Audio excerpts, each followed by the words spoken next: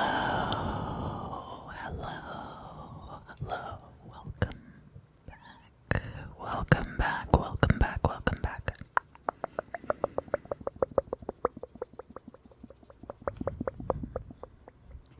Today we're going to be talking about the tarot, and I'm going to be going over some connections between some of the cards.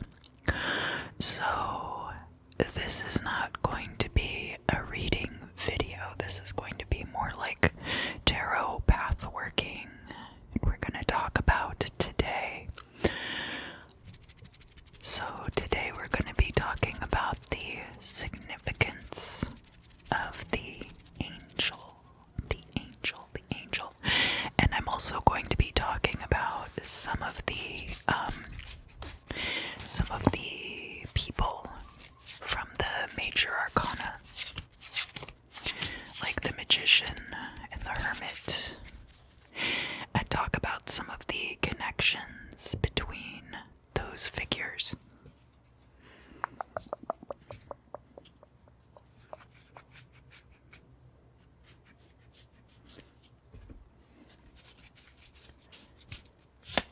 And one thing I noticed with the card trick ASMR videos is that it's very soothing to watch them go through the cards and pull out certain cards. So there's going to be some of those triggers in this video as well. First, we're going to be talking about the progression of the angel through the major arcana. And we're going to start with the Lover's card. The Lover's card.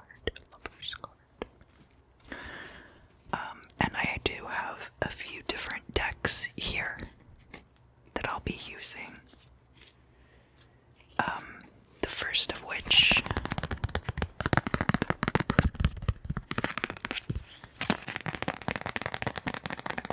maybe you recognize, the Star Spinner Tarot. And this tarot deck actually comes with multiples of the Lover's cards so that you can choose the one that most closely resonates with your situation. And for the purposes of this video, we're going to be talking about this one because this one has the angel on it. And of course, the imagery used within different decks. I have the Somnia Tarot as well. Is going to vary slightly, and so that's why I'm using multiple decks in the video.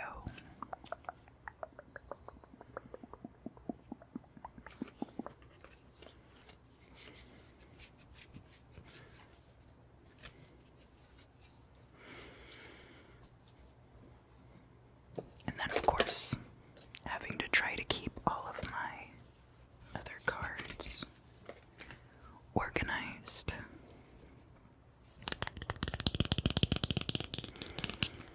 This is the Blacklight Tarot.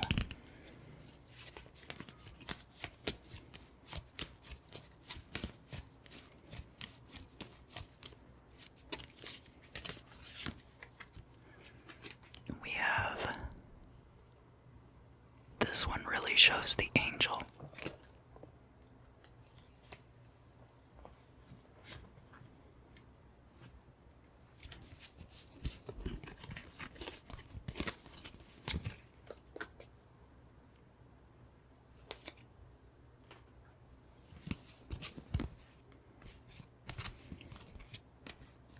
The Blacklight Tarot also has variations of some of the cards. So we'll be able to look at some different variations of that. And then, of course,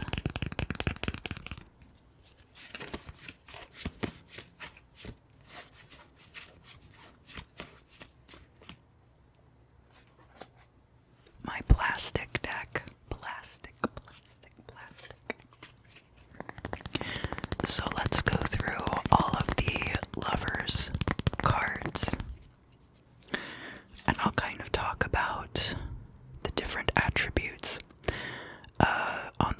So you can see this is the traditional Rider-Waite Smith deck. And we have the two figures here, and then the angel above, representing an emissary of the higher power in the higher planes, right? You can also see that we have behind Adam,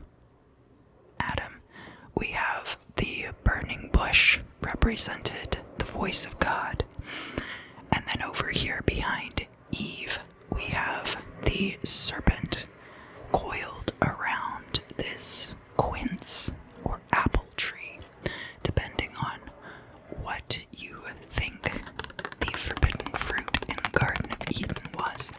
This kind of represents the relationship between the profane and the sacred, and how the angel is showing up here to have these two figures make a choice between the profane and the sacred in order to ascend to the higher planes of existence. The angel is kind of warning them here about Judgment Day. So that's part of the progression, is that we will see the Lover's card. That figure of the angel shows up again on the Judgment card. We're going to talk about that progression and what that means in the context of the symbolism. So here in the Blacklight Tarot, you can see it's a very similar card.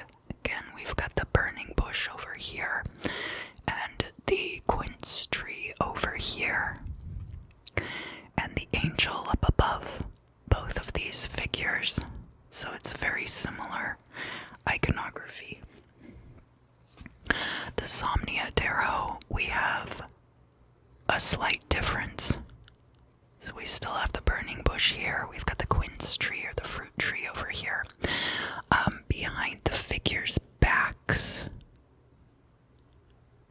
the one figure has a pair of scissors, and the other figure, I believe that is a pomegranate. So I think that this might actually be like a pomegranate tree.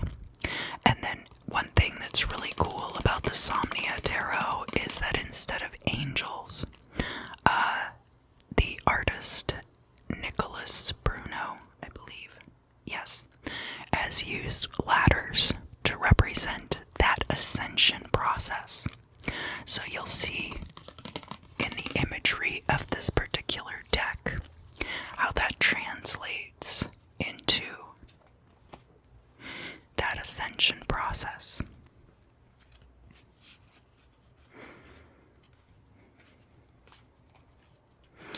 And then, where I did touch on this deck a little bit earlier, here we have more discreetly the apples, but the apples in this deck are used on quite a few of the cards. So apples are kind of like one of the symbolic themes of this particular deck, the Star Spinner Tarot. So while they do appear on this card specifically, and then we also have another piece of iconography from this deck is the use of these halo rings around the head of figures to represent that divine source energy connecting with the human spirit. So we see that around the masculine figure on this card, who would represent Adam, potentially. But these figures are kind of more like androgynously masculine and feminine, and not explicitly given gender assignment. So that's pretty cool. And that is one thing that I really enjoy about the Star Spinner deck specifically, is that it isn't super gendered. Now we're going to talk about some of the cards related to Lover's card that are in the minor arcana, and how that connection is made and why that connection is made the way it is. So the two cards in the minor arcana that I closely associate with the Lover's card, you might think the Two of Cups, but actually I choose the two active twos rather than the two passive twos for the Lover's card. The Lover's card is about that initiation process and can have to do with a choice between two different things. And so we have, the Two of Swords here. I think I've mentioned a few times, it's very much an analog for the for the Lover's card in the minor arcana. We also have this Two of Wands, which is about that planning ahead. The angel providing you with divinely sent knowledge of future events such that you can plan according to your desired outcome. So that is why I have chosen these two cards from the minor arcana as analogs for the Lover's card. But that, of course, does open up the dialogue about the issue. You could definitely make an excellent case for the Two of Cups, or even potentially the Two of Pentacles. You could associate all of the twos or none of the twos with the Lover's card. I do think it brings in that element of duality. And I'd love to hear your own thoughts about it in the comments below, of course.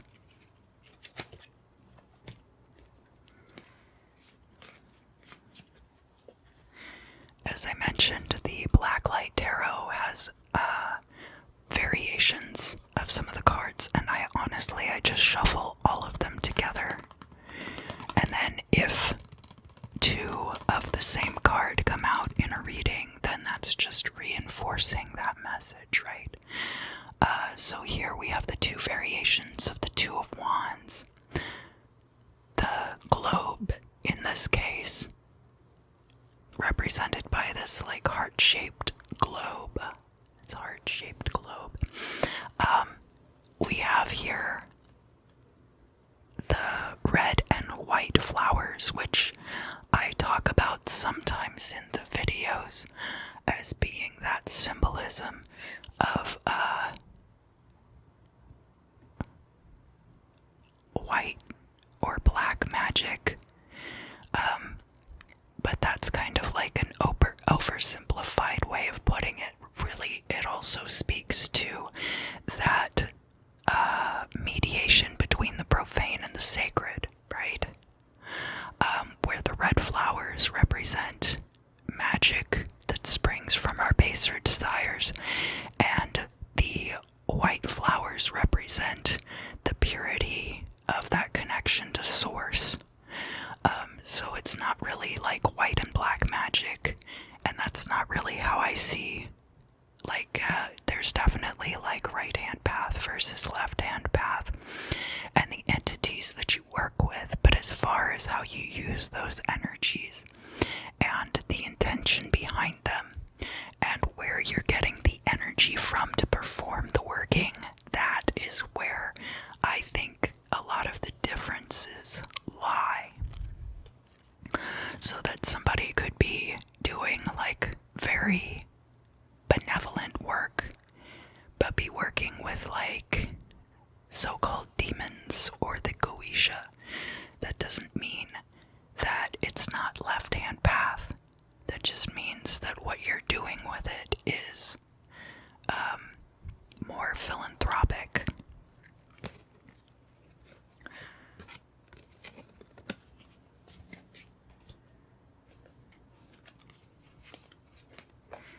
Here in the Somnia Tarot, so we've got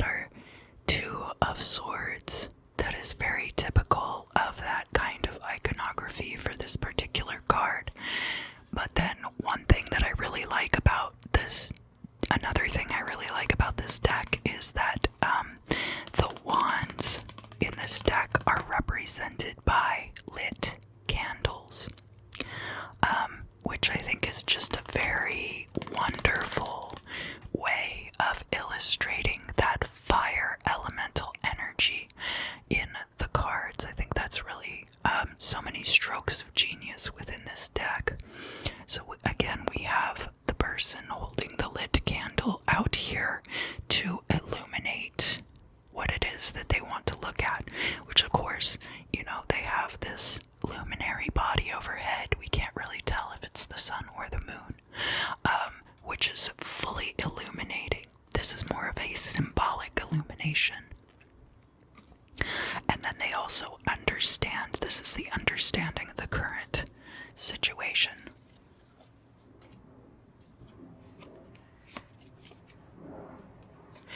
And then, of course, the Star Spinner Tarot, we just have, like, some very cute figures here. But one thing that I like about this deck is that the Two of Swords has two figures on it, kind of like Valkyries, right? So that we're talking about a choice in that duality.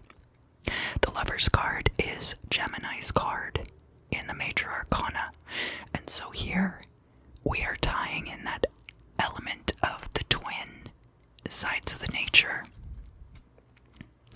The Two of Wands, this figure has these two wands, and we do have the stars at the top of the wands in this deck to represent that fire elemental energy. We are all star stuff. Star stuff. Star stuff.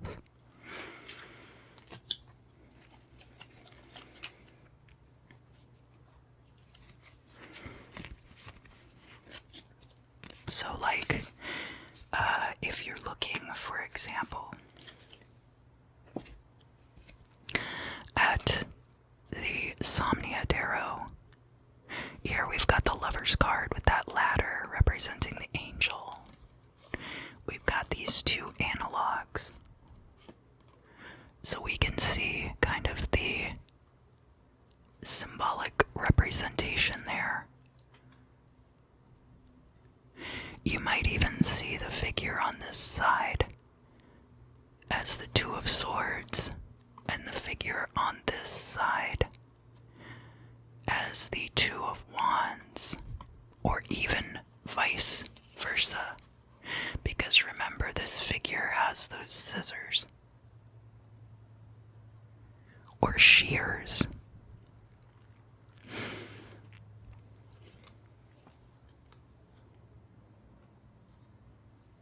And again, like I said, you could probably even make a decent argument for the Two of Cups or the Two of Pentacles in this particular situation.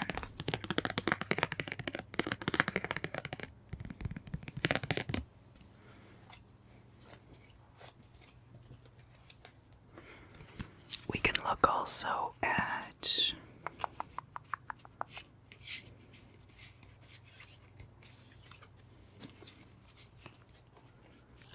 go through every single card that I pulled, but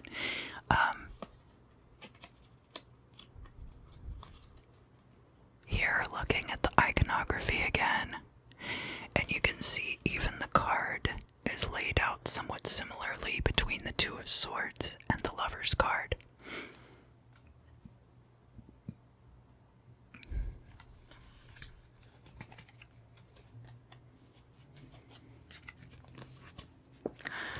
Alright, so next we're going to talk about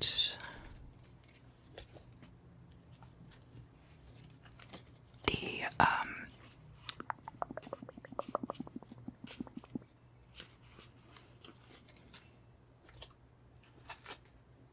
we're going to talk about the Temperance card.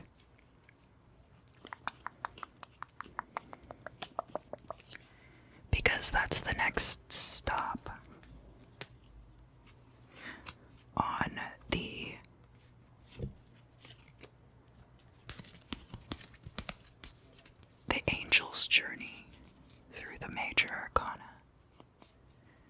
is what I'll call it.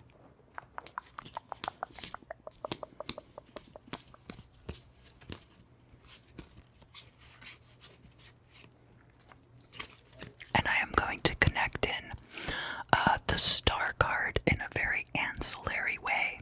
So the star card is not part of this journey overall, but I wanted to mention the star card because of its similarities to the temperance card, and talk about the connection between those two entities from that perspective.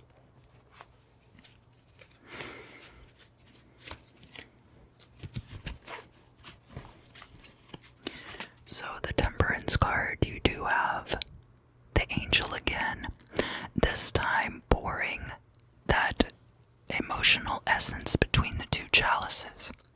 And what this can represent is that weighing of options. So with the Lover's card, the angel shows up and talks to you about what your options are between the two options. And with the Temperance card, you are mediating. You are weighing things out because the Temperance card has those two chalices. That is why I put the Two of Cups here.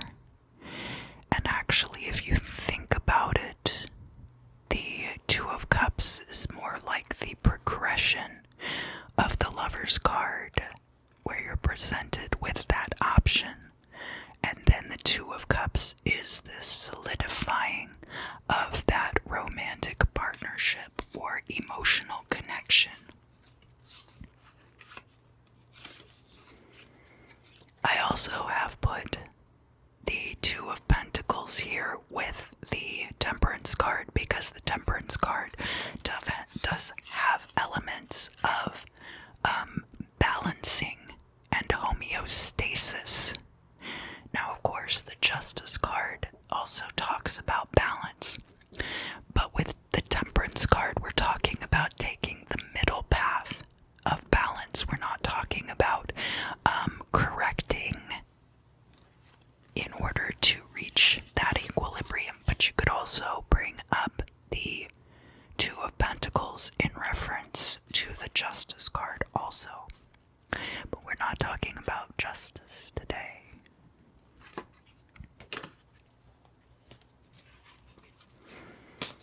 I also want to show the similarities between the Star card and the Temperance card, because I talk about this a lot in the readings, but I don't usually illustrate it discreetly like this. So if you look, the Temperance card has these two cups and is pouring the liquid back and forth, whereas the Star card, they have the vessels in both hands and are dumping one into that water and one onto the ground. Likewise, the Temperance card has 1 foot in the water and 1 foot on land, and also the Star card does as well. Here we see this luminary in the distance, either sunrise or sunset, whereas the Star card, we have multiple luminaries in the sky. So the Star card could also be seen as a step along the fruition of this temperance process.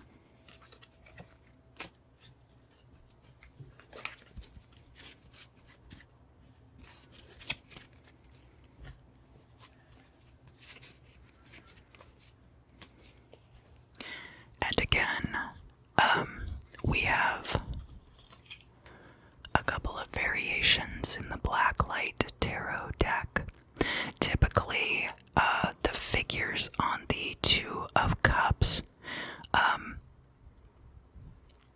represent that union of forces. Some of them are more gender-defined than others. These are pretty gender-defined, but not all of them are. Like this card, for example, the Two of Pentacles, there's not a lot of gender definition here. You could see that as a masculine or a feminine, or an active or passive. also, like, I've heard arguments for the angel on the temperance card being totally non-binary, which, I mean, angels kind of by default are non-binary, so the star card is always depicted as someone in the, well, I wouldn't say always, but is typically depicted as a nude woman. But that only expresses the receptivity and the ritual status. They call it sky-clad instead of naked if you're doing it for ritual purposes.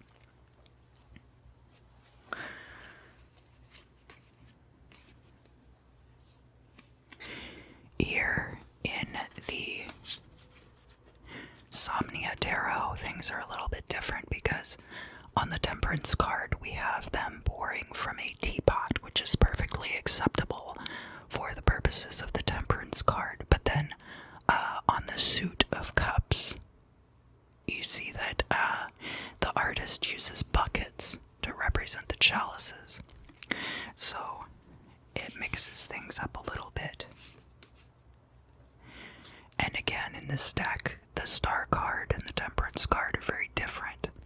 So it can also depend on the deck that you're using as to what connections you choose to draw between the cards. A lot of this deck was shot like in boggy areas. So we do have like the Temperance card and the Two of Pentacles are both kind of on that soggy, shaky ground, talking about that element of balance, perhaps.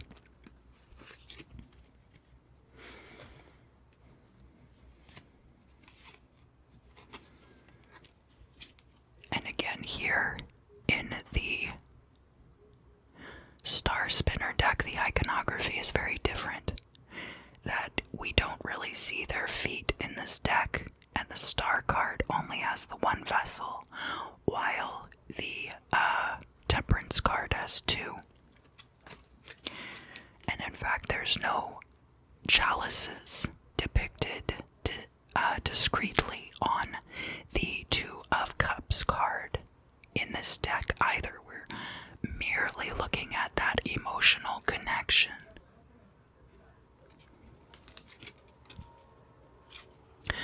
And then the Two of Coins, we have brought back this element of the ships and the balance, which is present in the Rider-Waite. Let me see if I can.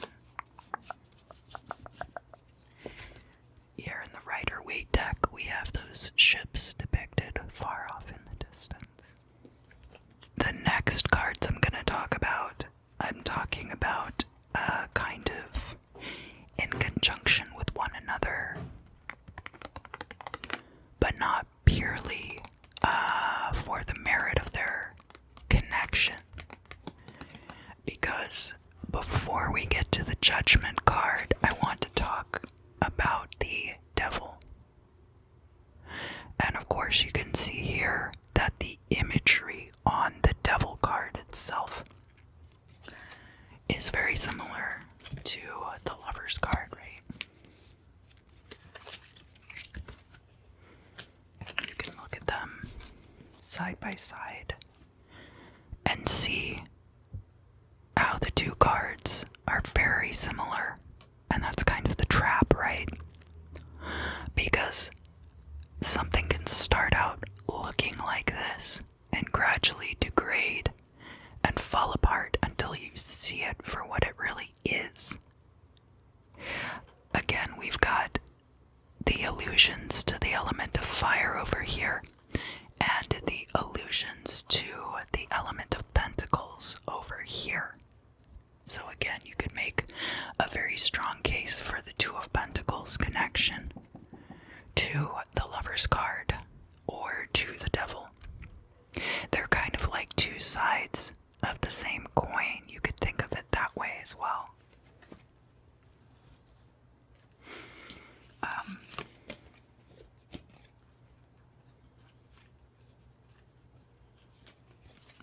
the Star Spinner deck too, because there's like all of these different iterations of the Lover's card, right? And yet here on the Devil, the iconography is handled very differently. Either one of these could be either one of the lovers, but it's not handled discreetly like that, right?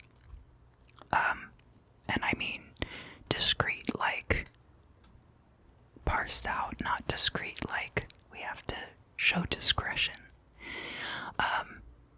So you can see that this would be another one of those instances where the slight shifts in iconography, you can use that as part of the reading.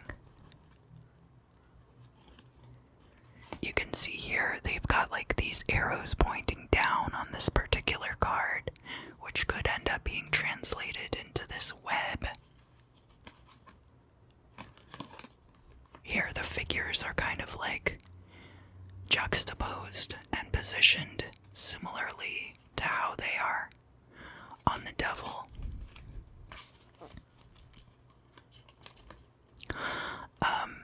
The color scheme being similar here. And women loving women, as usual, being not quite as problematic as the rest, right? I'm kidding, of course. That's just a joke.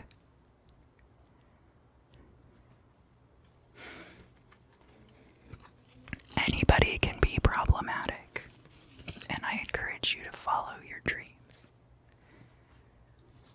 If that involves being problematic, then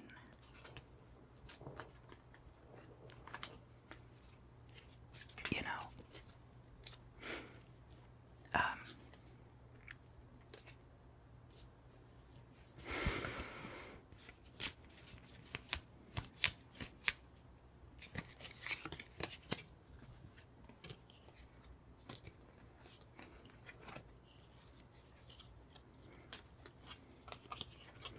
so here, again, this is a very like Rider-Waite style deck, and you can see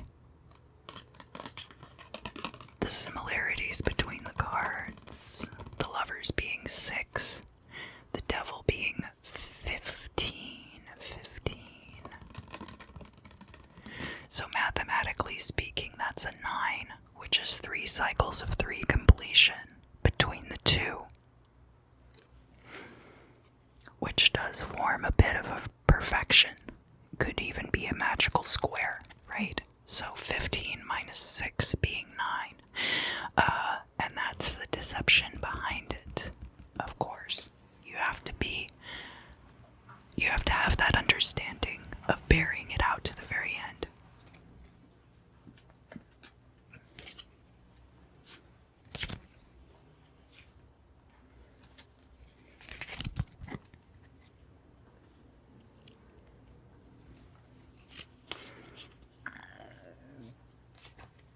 Oh my gosh, excuse me. I'm so sorry.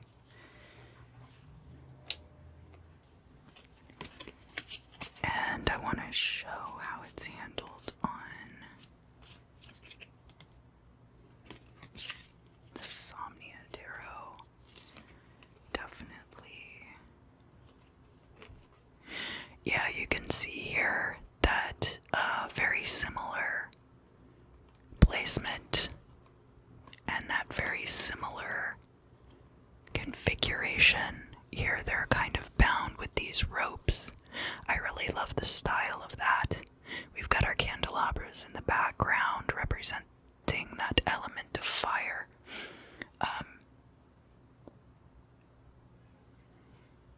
And they are depicted on like a child-sized bed. I don't know if you can tell from the picture. We aren't really bringing in this element here, which could be construed as that pentacles, that earthing element. But we still kind of get the understanding of the constraint and the grounding behind it. The Devil is Capricorn's card in the Major Arcana, and thus also brings in a certain amount of Saturnian energy.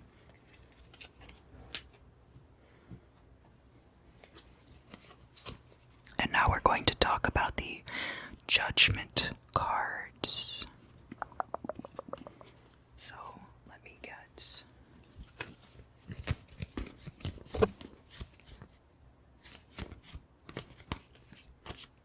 some of these other cards back out again.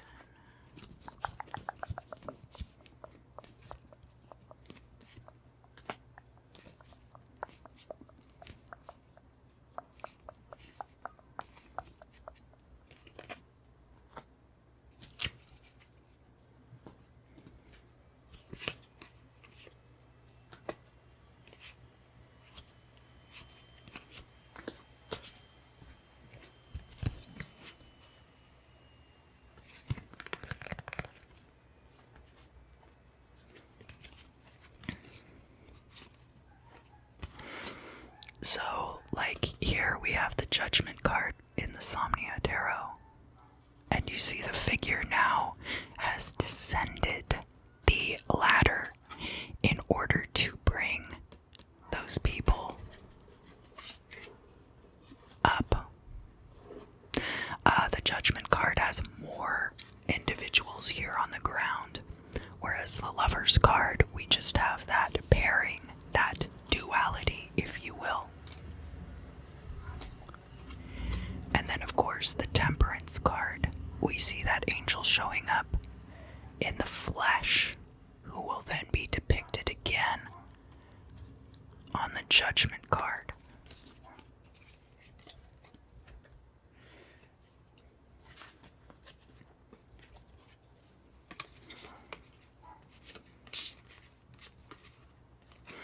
This deck, of course, has a very Rider-Waite iconography. So you can see easily the progression of the angelic presence through this particular part of the journey.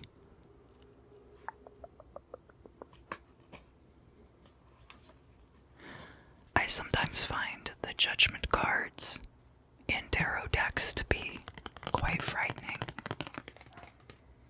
I think the scarier it is, the better. The Tarot Mukha does a great job of the angel being just absolutely ashen gray and horrifying.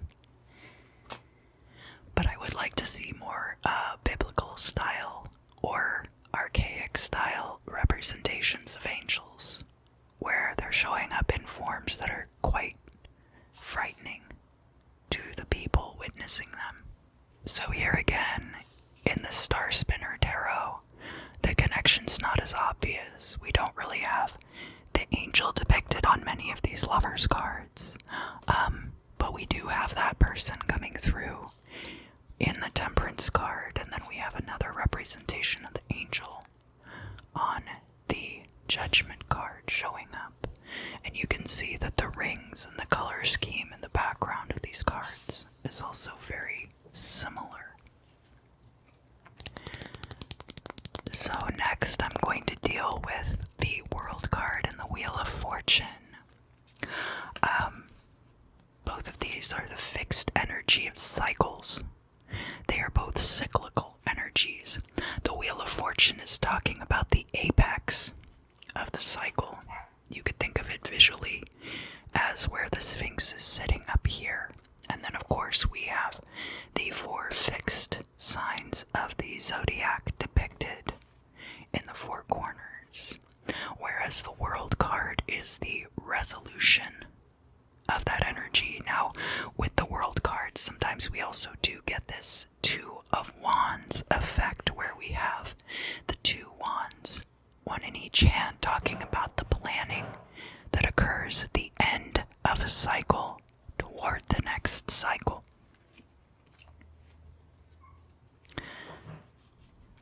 The Blacklight Tarot, we have some variations of the World card, one of which is much more like the Rider-Waite-Smith iconography, and the other which is more like a blacklight poster.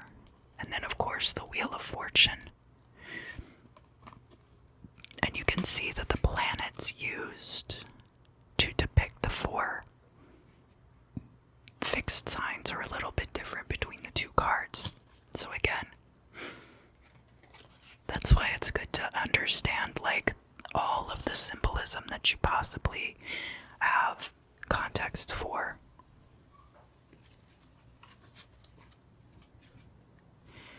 Here in the Somnia Tarot, the two cards are very different. The Wheel of Fortune is depicted by this burning grandfather clock, which is an incredibly powerful image. And in this case, we are reckoning that element of fire here rather than on the World card. The World card is depicted reading this book instead, and lying kind of in a bed, like the Somnia Tarot obviously being a reference to dream states and the use of such for one's path working. And then finally the Star Spinner Tarot, where again we have these cycles depicted. It's called Wheel of Fate here instead of Wheel of Fortune. A little bit more dire. We have the four elements depicted as the minor arcana suits, rather than the fixed sign energies showing up on these cards. So that shows that cycles can be broken. I think there's a lot of more revolutionary type energy involved in the Star Spinner Tarot. They are very like gender and body type inclusive, and I really like this deck for a number of reasons. There's like a lot of different ethnic backgrounds presented. It's just a very inclusive deck, so if you're looking for something that has a lot of different body types and just different types of people in it, the Star Spinner Tarot is really good for that. And the way that they handle the concepts in the deck is informed by that as well. So I feel like overall it's a very well put together deck. But whereas some decks are referring to how cycles are fixed, here the emphasis is on how you, the individual, can change your own destiny. So now we're coming into the final part of this video, which is talking about some of the spiritual figures in the major arcana of the tarot. First, we're going to talk about the Magician card and the Strength card, because these two people are very similar. We've got the Magician, who wields that power of source through the tools of the minor arcana, through those magical tools. And we have the Strength card, where that source power is being channeled directly into the work. It's important to understand, as a practitioner, that both of these are possibilities. I don't know how loud that airplane is going to be in the video. I apologize for that. But you can use the power directly that you receive from source, or you can use tools to direct and fine-tune it.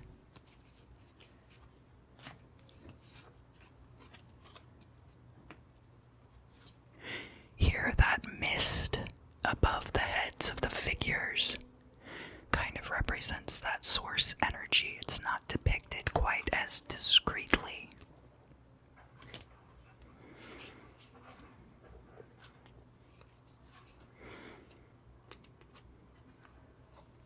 And here the Magician is depicted as somebody who does more like card tricks.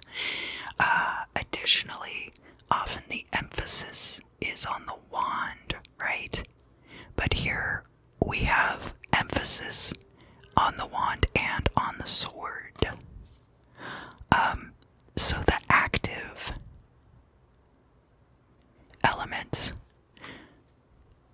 and all four of the elemental energies are still being depicted here. We've got that coin coming out of his pocket. We've got the chalice here in which he's doing the work. And then, like doing card tricks, he's got all these cards like floating above his head. Those could be seen to represent the different possibilities, such that one might even just reach out and pluck one out of the air, right?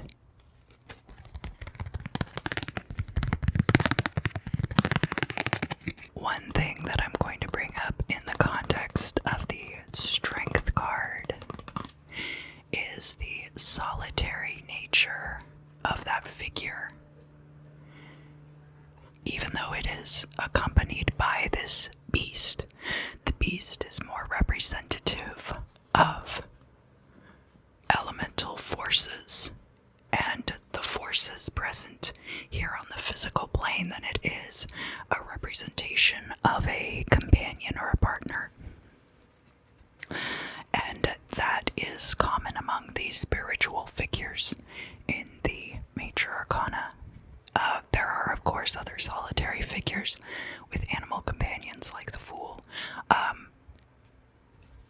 One of the spiritual people in the major arcana who is typically depicted surrounded by others is the Hierophant. So we'll deal with that also when we get to it. Next, we're going to talk about the relationship between the magician and the high priestess. So again, we have kind of like this duality between the profane and the sacred. There could be implications of sex magic here as well, if these two cards came out in a reading together. The high priestess is not married to the Hierophant, but could be coupled with the magician, the Hierophant, or even the strength card. We see here, she's holding a pomegranate here, and we have those two pillars depicted as smoke. I really love that. One of the elements that is common among the high priestess cards is that pomegranate.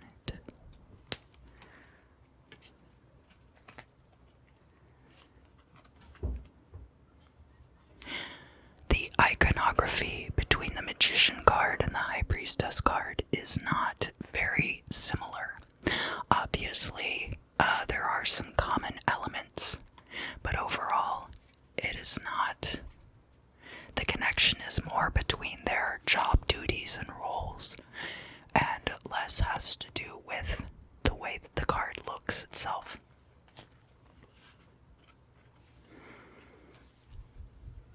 Here, the magician, of course, has all of the tools laid out on the table, while the high priestess keeps this scroll under her own tight jurisdiction by keeping it tucked in her robe on her lap.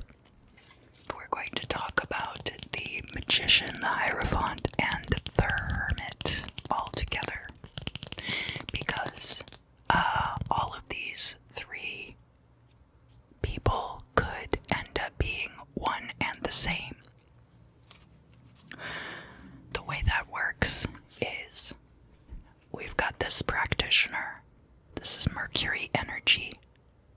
Somebody who is somewhat young, still training potentially. We see that they are very slim, still have very dark hair. So that could be an indicator of youth.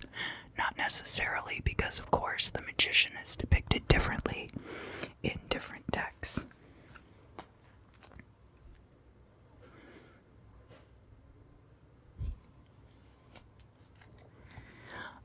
But magician then has the opportunity to go up into the mountains and become an ascetic.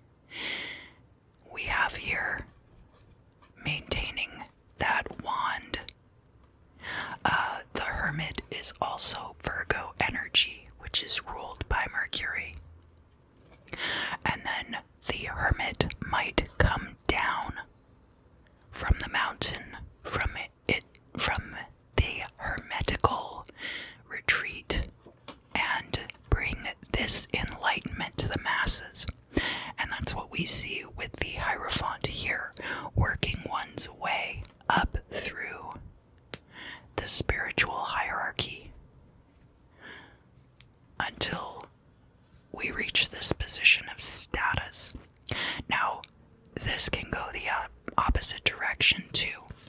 Sometimes the magician and the Hierophant exist simultaneously in the same person. Sometimes the Hierophant retreats into the place of the hermit, especially if one is preparing for one's final transition into star stuff.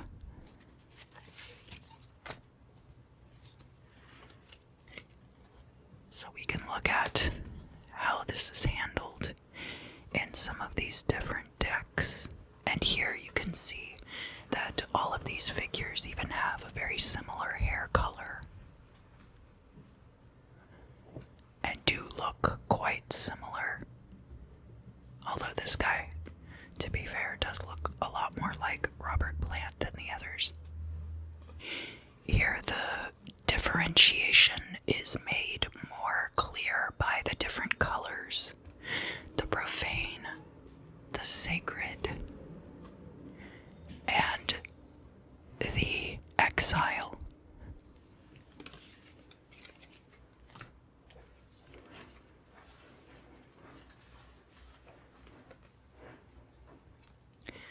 And then here, even the hermit appears much different from the magician and the Hierophant.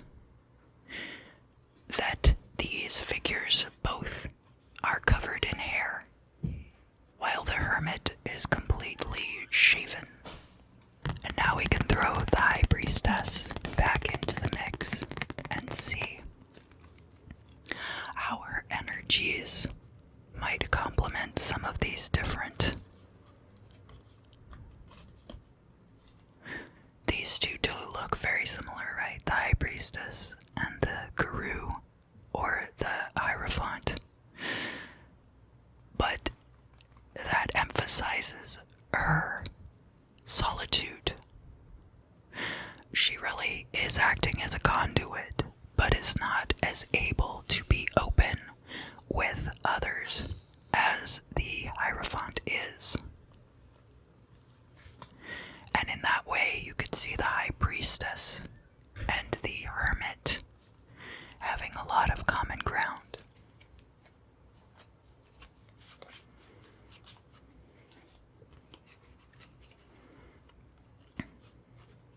Here we're integrating in even another color with this kind of cobalt blue. The red, the black, the white, and that blue color.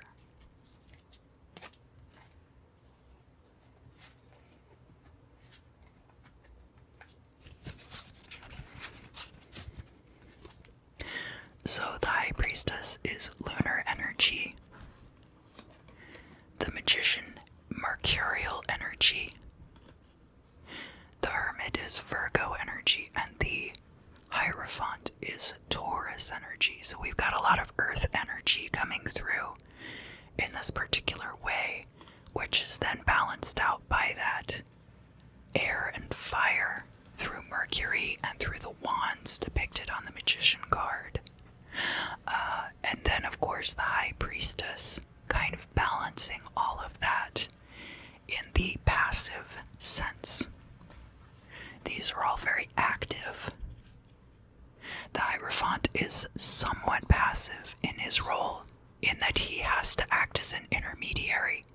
So when he is acting as a conduit for higher source energy, he's then also receiving feedback from the general public to whom he is ministering.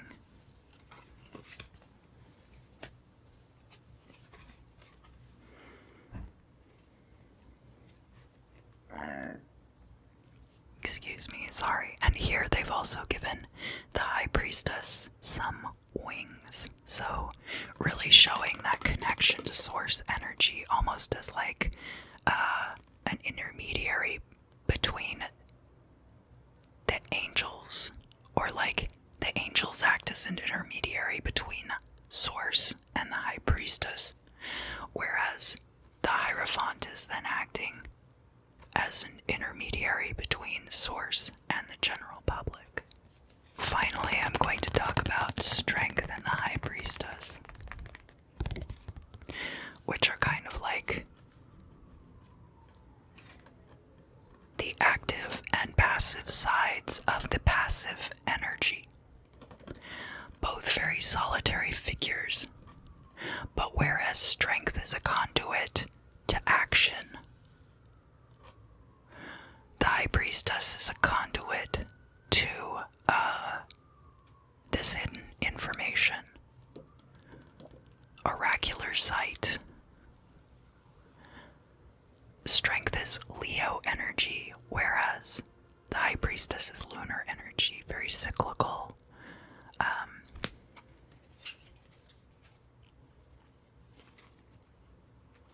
You can notice also that the High Priestess has the implication of straddling the two worlds. And even though there's a receptivity there, as you can see where she's got these wings, that knowledge being spread in the form of information would also be tied to air sign energy. So High Priestess is passive in some ways, and especially through that lunar correspondence. But there's still aspects of active energy to that High Priestess energy.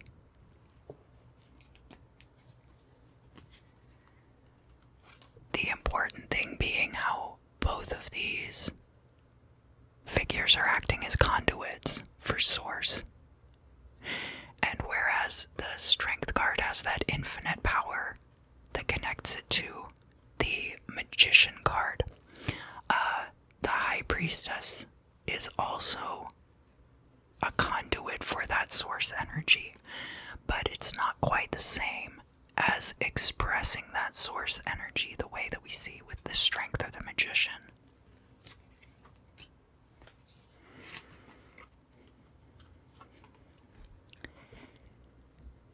And I think both of these are done incredibly well.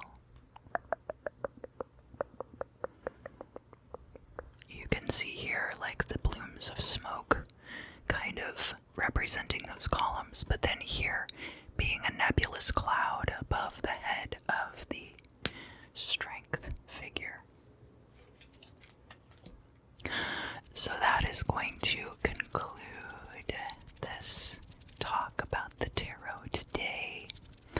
I hope that you enjoyed this video. I have enjoyed making it. Please like, share, subscribe, ring the little bell so you know when I go live, because I sometimes change that up.